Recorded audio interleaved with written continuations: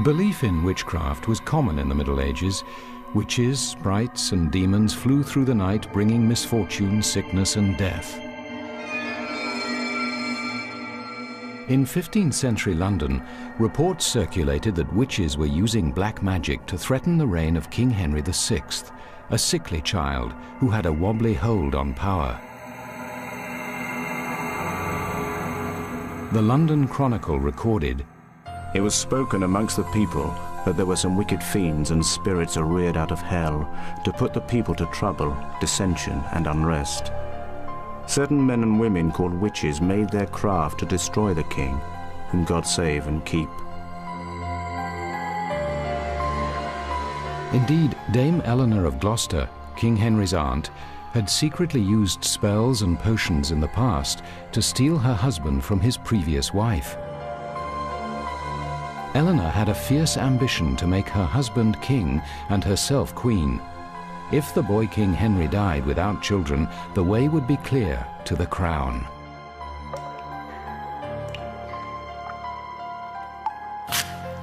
Eleanor's accomplices in this plot were Roger Bolingbroke and Robert Southwell, both well-known sorcerers. At satanic altars, they used human blood, baby bones, and potions for spells to destroy the king.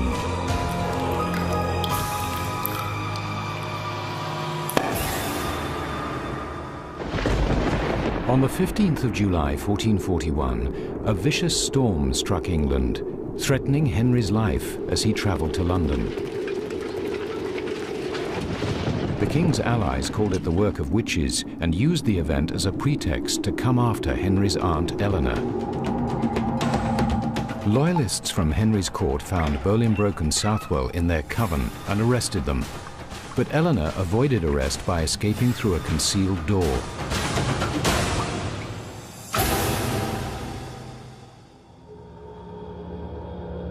After gruesome torture, Bolingbroke admitted Eleanor instigated the plot against the king. A warrant was issued for Eleanor's arrest, charging the king's aunt with witchcraft, sorcery, heresy, and treason. Eleanor took sanctuary at Westminster Abbey, but knowing she would eventually have to face her accusers, the king's aunt agreed to appear in court. She denied all the charges. But when Bolingbroke gave damning evidence against her, she changed her plea. The king's aunt, the most powerful woman in the kingdom, confessed to using evil powers against her sovereign. The trial was a sensation. No member of the royal family had ever admitted to witchcraft. Eleanor's accomplices were condemned to death, but because the king's aunt was a royal, she could not be executed. Her punishment was laid down in the official newspaper of the day, the London Chronicle. So she was sentenced to do penance. She did walk barefoot on several days to the churches of the city bearing tapers, where all could see her and her shame, and know her to be a witch. Thomas Southwell escaped a hideous death by dying in his sleep here in the Tower of London the day before his execution. Bolingbroke was not so lucky. He was taken from the tower, hanged, and then let down half alive. His bowels were ripped out and burned in front of him. His head was cut off and jammed on a pike on London Bridge. The rest of his body was chopped up and sent to 4 different towns across England. It was an effective warning not to make magic against the king. Eleanor was confined to a castle, and since her nephew the king still feared her witchcraft, she was moved further away from London each year. The night she died, another terrible storm lashed London.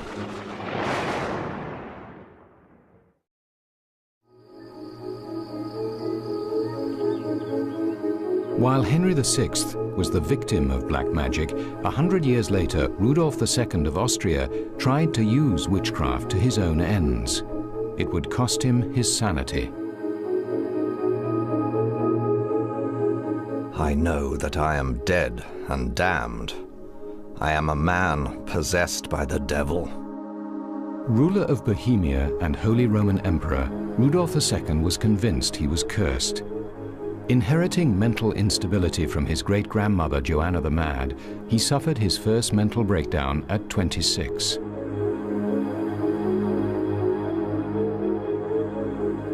Rudolf came to power in Bohemia in the second half of the 16th century, a superstitious age when people feared the end of the world was nigh. When court astrologers predicted Rudolf would die before he was 50, the king became obsessed with imaginary demons and the mysteries of the dark side.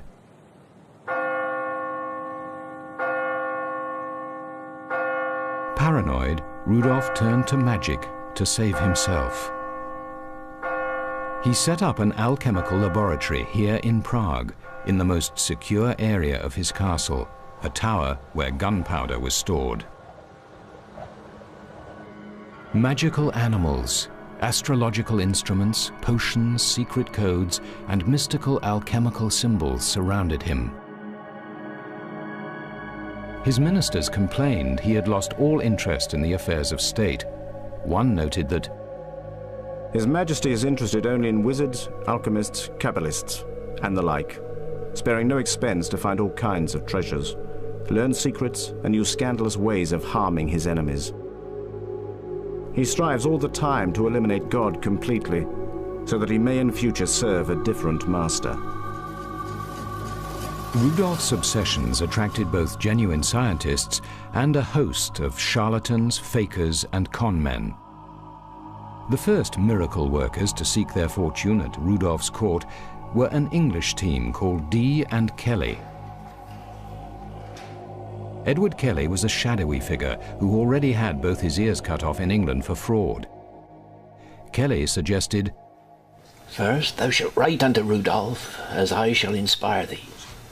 Then thou shalt go unto him, saying that the angel of the Lord hath appeared unto thee. Tell him he is possessed with a great and a mighty devil." But Kelly's partner, Dr. John Dee, was a sincere believer in the occult. He had been court astrologer to Queen Elizabeth I of England, but was forced to flee when the public suspected him of witchcraft and burnt his house down. Saying that the angel of the Lord Dee and Kelly promised Rudolf the answer to all his problems, the secret of the Philosopher's Stone, a mysterious formula combining mercury, sulfur, and salt. The stone was said to have many powers, from changing base metals into gold to granting eternal life. If Rudolf possessed it, he believed he could control the devil himself. Dr. Dee labored night and day in his quest for the stone. Mighty is the God of hosts. Amongst his people might we work your power. Pour down on us the fires of life. Move, descend, and apply yourselves unto us, the partakers of this secret wisdom in your creation.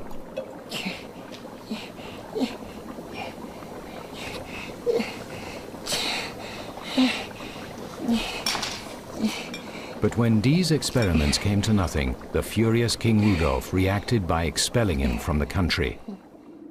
Dr. Dee blamed his failures on evil demons conjured by Kelly, but Kelly also failed to produce the magical Philosopher's Stone. Again, Rudolf's disappointment turned to rage, and he had Kelly locked up in the powder tower. There, Kelly fell to his death trying to escape from his guards.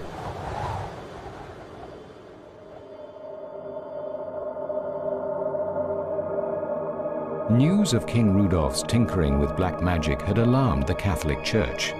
The Pope insisted the king undergo an exorcism, but Rudolf refused. The paranoid king came to see the church as a feared enemy and refused to observe holy rituals.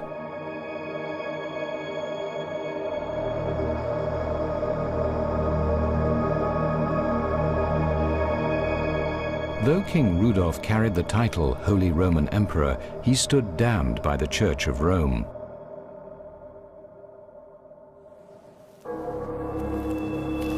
But rather than repent, Rudolf descended deeper into the occult. As his fateful 50th birthday approached, Rudolf employed a sorcerer who claimed he could speak to the devil. Rudolf's wizard taught him to desecrate dead bodies to increase his black powers.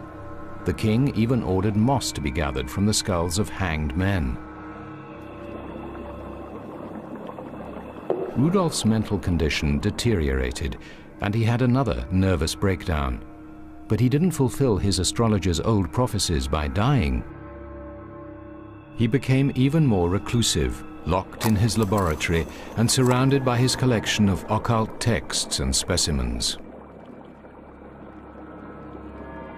Ambassadors to the court didn't see him for 2 years, as rumors circulated the king was actually dead.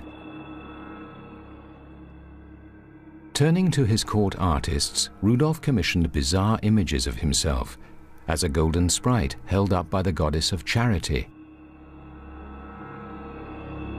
and his own likeness made from fruit and vegetables.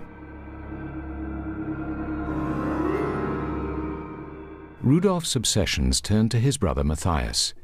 He became convinced Matthias had filled his palace with spies and was plotting his downfall. Fearful, Rudolf decided to take revenge on his brother. The king found a death curse in an ancient book of spells and summoned yet another famous wizard, Dr. von Erbach, to help.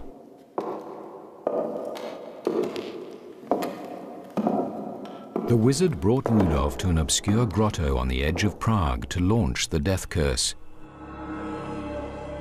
There, Dr. von Erbach conjured his magic with an Egyptian mummy and the sacrifice of a black cat. The curse failed, but the séance was so disturbing it drove Rudolf deeper into madness. Yet again, magic failed to save the disturbed king. Instead, dabbling in the black arts broke the unstable Rudolf. After his brother Matthias declared Rudolf unfit to rule, he rarely ventured outside his castle again. Rudolf II died irretrievably insane. His collection of bizarre treasures, valued at 17 million gold pieces, gradually evaporated. But as these symbols attest, his magical influence left its mark all over his capital city of Prague.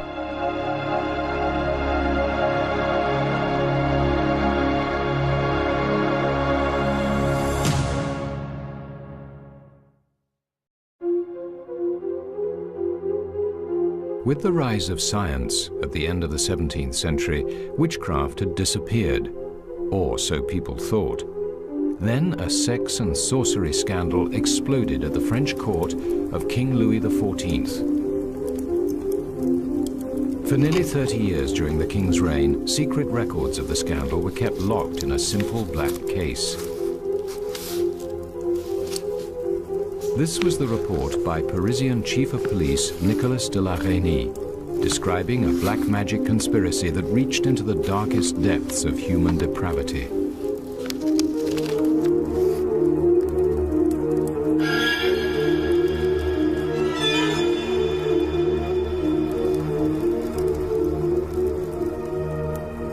La Reynie was personally ordered by the king to erase his investigation from the public record for fear the enormity of the scandal might stain Louis's reputation as the glorious Sun King of France.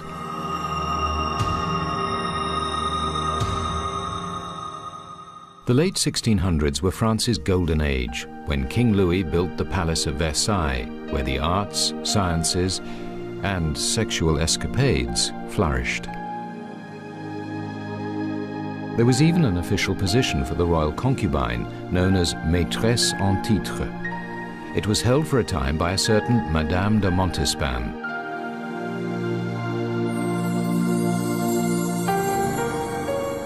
The scandal unraveled when an anonymous tip about a plot to poison the king led Chief of Police La Reynie to investigate.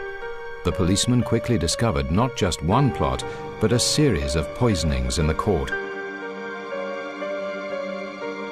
This woman, the Comtesse de Soissons, one of the king's lovers, was suspected of having poisoned her husband. Other noble women were also suspected of poisoning their spouses. When the noble women fled together, their guilt was apparent. To investigate the growing scandal, La Reine was ordered to reinstate a special court, the Chambre Ardente, or burning chamber. It was convened in secrecy in a room draped in black and lit by candles. Originating in the Middle Ages, the court investigated cases of poisoning and sorcery and reported directly to the king. It had not met for over 100 years. Police Chief La Reine observed, "It appeared that human life was up for sale. That poison was the only solution to a family's problems in this city." La Reine's investigation led him to the quiet suburban home of a fortune teller known as La Voisin.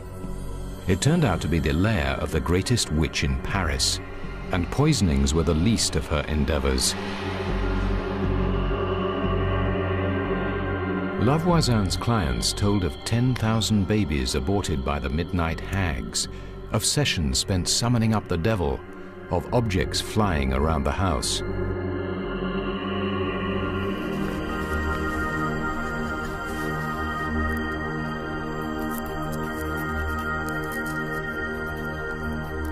When La Reine raided the place, he found more than 50 varieties of poison, a hidden furnace containing bone fragments from unwanted infants too large to bury, wax figurines stuck full of pins, black tapers and incense, priests' robes, love potions, and satanic books.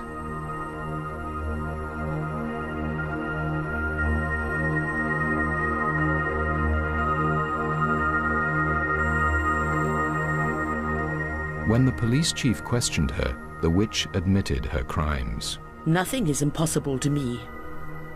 Only another god can understand my powers."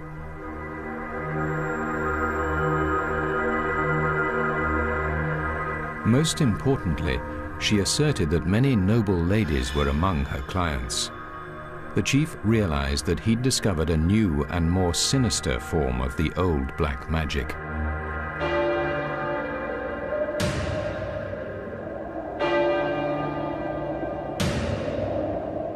La Voisin, aided by one of her lovers, a defrocked priest, had combined the ancient techniques of witchcraft with a mockery of the Catholic Mass.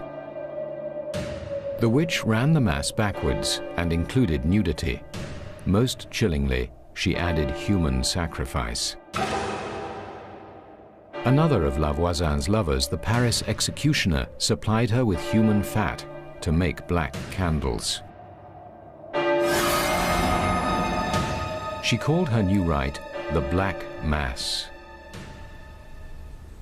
But what really shook the police chief was his discovery of La Voisin's client list. Heading it was the king's official mistress, Madame de Montespan. La Reine knew he had to tell the king.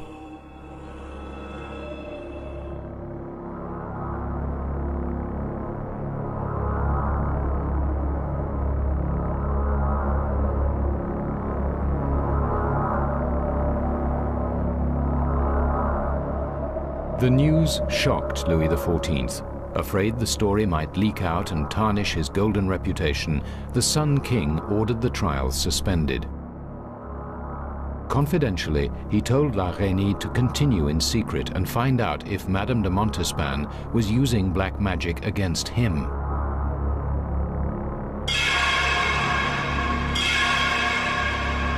She was.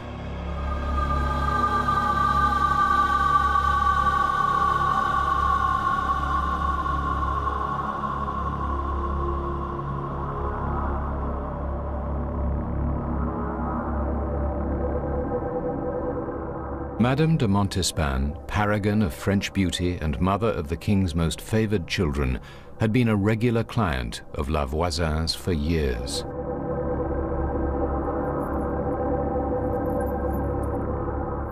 Her near-naked body served as an altar while La Voisin and the priest performed the Black Mass ritual by the light of the witch's evil black candles. They sacrificed a human baby and drank its blood from a satanic chalice, while the priest chanted spells aimed at removing Montespan's enemies from the court. Sometimes she herself joined in. Astaroth, Asmodeus, princes of friendship, accept the sacrifice of this baby which I present to you in return for these wishes. That the king should love me and make our son the future king of France. That I shall be honored by the princes and princesses of the court, and that nothing that I ask of the king shall be denied me.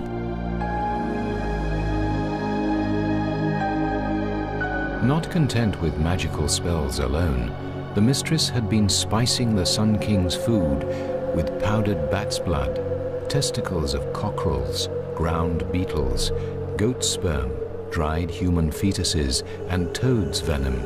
The potions were aimed at keeping him faithful and oblivious to her rivals. When the king took another lover, Montespan used death-inducing magic spells and poison against her. The young woman died.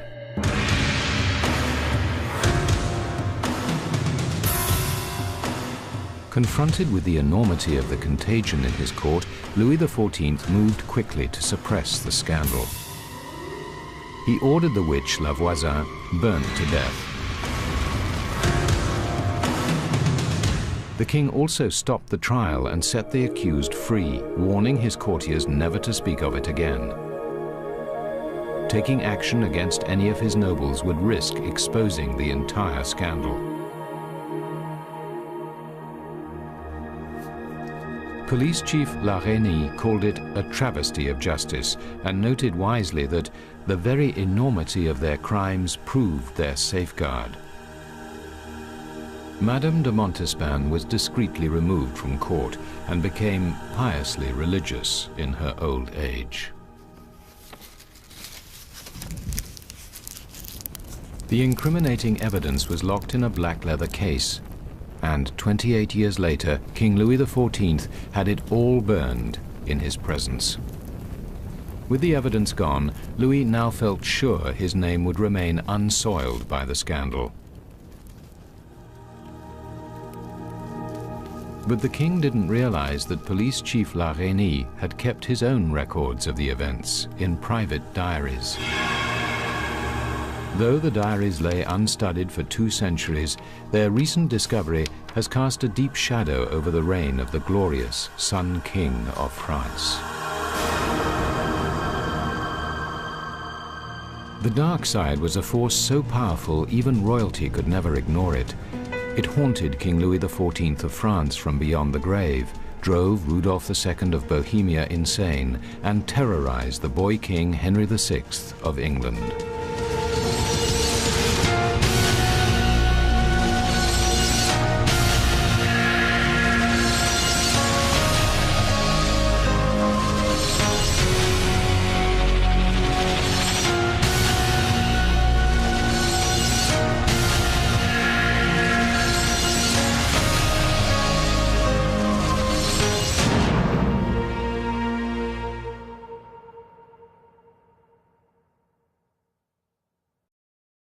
Hell to put the people to trouble, dissension, and unrest. Certain men and women called witches made their craft to destroy the king, whom God save and keep. Indeed, Dame Eleanor of Gloucester, King Henry's aunt, had secretly used spells and potions in the past to steal her husband from his previous wife. Eleanor had a fierce ambition to make her husband king and herself queen. If the boy king Henry died without children, the way would be clear to the crown. Belief in witchcraft was common in the Middle Ages. Witches, sprites, and demons flew through the night, bringing misfortune, sickness, and death. In 15th century London, reports circulated that witches were using black magic to threaten the reign of King Henry VI, a sickly child who had a wobbly hold on power. The London Chronicle recorded, It was spoken amongst the people that there were some wicked fiends and spirits reared out of... Eleanor's accomplices in this plot were Roger Bolingbroke and Robert Southwell, both well-known sorcerers. At satanic altars, they used human blood, baby bones, and potions for spells to destroy the king.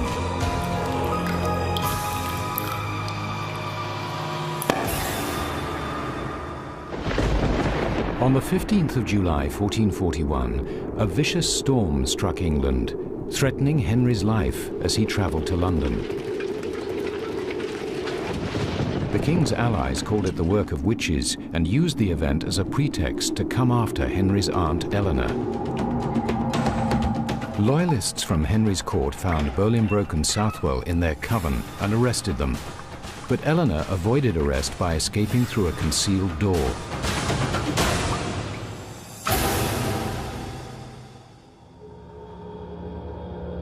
After gruesome torture, Bolingbroke admitted Eleanor instigated the plot against the king. A warrant was issued for Eleanor's arrest, charging the king's aunt with witchcraft, sorcery, heresy, and treason. Eleanor took sanctuary at Westminster Abbey, but knowing she would eventually have to face her accusers, the king's aunt agreed to appear in court. She denied all the charges. But when Bolingbroke gave damning evidence against her, she changed her plea. The king's aunt, the most powerful woman in the kingdom, confessed to using evil powers against her sovereign.